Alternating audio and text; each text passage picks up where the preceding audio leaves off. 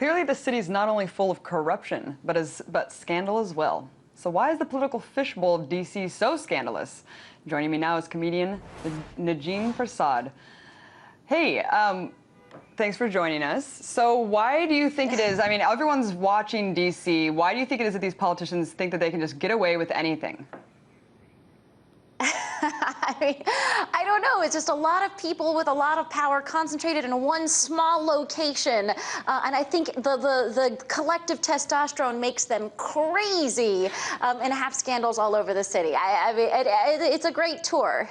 So is it just a power trip? I mean, you have Clinton having sex with, the cigar thing in the Oval Office. I mean, Anthony Weiner thinks he can get away with tweeting photos of his genitalia. Just like, what gets into these people? Well, I mean, I think it's really funny because I think the scandal tour is making it seem like DC is just chock full of these scandals, and of course there are scandals, but if you really look at it and compare it to the numbers, they're kind of few and far between, because at the end of the day, what congressional representatives at least spend their time doing almost every day is going to fundraisers, and sometimes 2 and 3 fundraisers. That's literally how they spend most of their time, is like going to really drab rooms where they eat hors d'oeuvres, do small talk, beg for money, and eat stuffed mushrooms. They don't actually spend that much time getting stuffed themselves, but they do hang out at these. So I think like these kinds of, we like to make scandals seem so big and huge, and they take over. But at the end of the day, I kind of think the lives of DC at least congressional reps, are kind of boring in that sense. More mundane than the tour paints it to be. One thing that really did surprise me, though, was John Edwards. I mean, here you have this doughy-eyed, good old boy, and then you hear that, he's having this affair.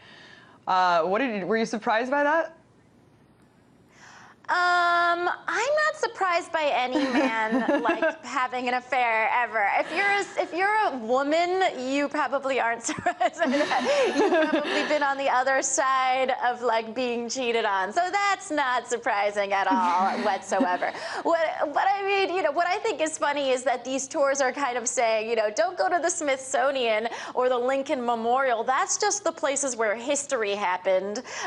Instead, you should come see this hotel where a call girl lost her bra. Like that's what I think is funny, that a lot of people are picking up on that. It's kind of like they end up being like the reality TV of tours, a guilty pleasure we just can't rip our eyes away from. Exactly. Sex sells. And speaking of sex selling, I wanted to play this quick montage of when the Wienergate scandal broke out.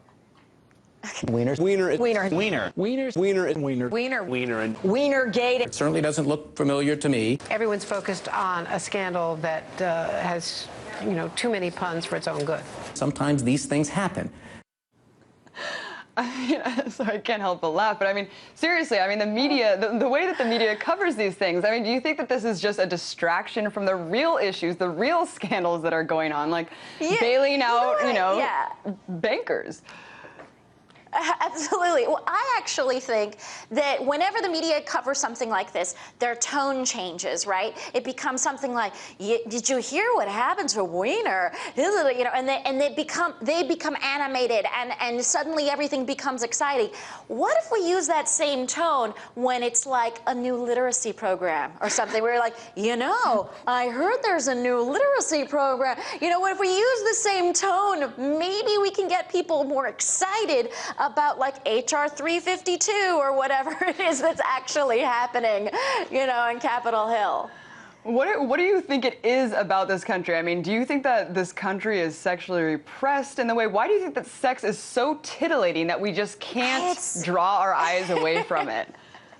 Right, it's like we're all Catholic priests or something, and we've been, and we're denying ourselves it so much that we then lash out and do things that are wildly embarrassing. Where if we just give ourselves a little bit more room, these there wouldn't be so many penis photos online. That's I think what's going on is that I think we should just comment. I think the French have a really good attitude about this. They know that nearly every French president has had affairs and scandals, but they don't actually think of them as scandals. That's the difference. They just are sort of like, let's eat a baguette. And I think that is a really healthy way of looking at it, because I think ultimately it is a time waster. And it is interesting that you say that, because when JFK was president, I mean, it was known that he was having multiple affairs. Marilyn Monroe, I mean, prostitutes at the White House, and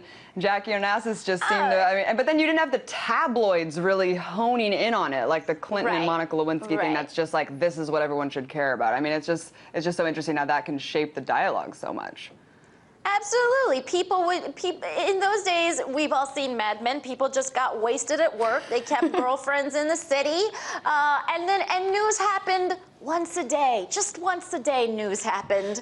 And you would tune in for those 30 minutes and you'd be like, oh, I got a plentiful plate of news. But now it's like a buffet. You know what I mean? We're stuffing ourselves with so much ridiculous news that like you just have to just, fling it out there constantly, whatever it is and whatever the quality of the news might be, So, more Wienergates, I guess.